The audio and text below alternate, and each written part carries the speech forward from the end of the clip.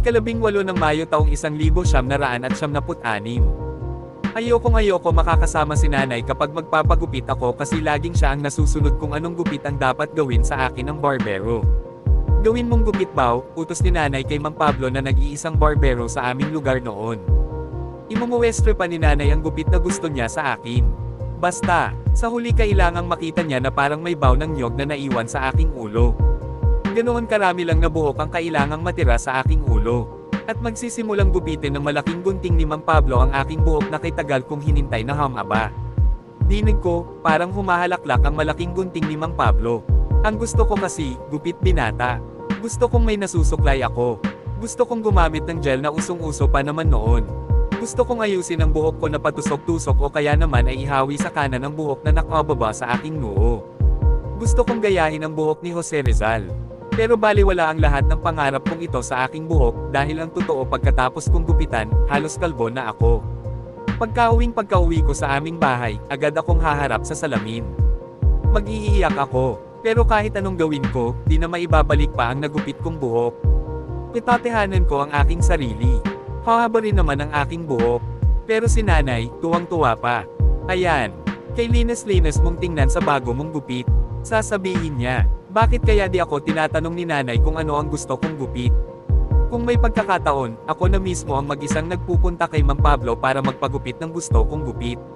Anong gusto mong gupit? Tanong ni Mang Pablo. Gusto ko ang pakiramdam na ako na ang tinatanong at nasusunod sa gusto kong gupit.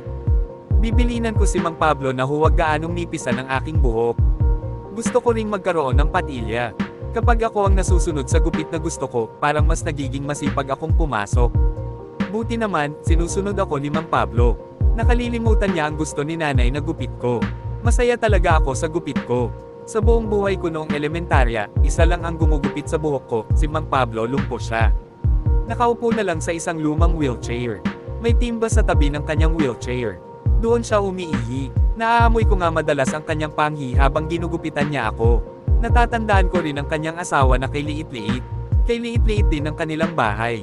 Palaipat-lipat ng bahay si Mang Pablo. Tatlo ang natatandaan kong naging bahay ni Mang Pablo na laging malapit lang sa aming eskwelahan. Dati si Mang Pablo ang pumupunta sa bahay-bahay para humanap ng mga buhok na gugupitin. May isang batang lalaki na nagtutulak sa kanya. Di ko mabilang kung ilang beses akong nakapagpagupit kay Mang Pablo. Basta't suki niya ako lalo na't magpapasukan.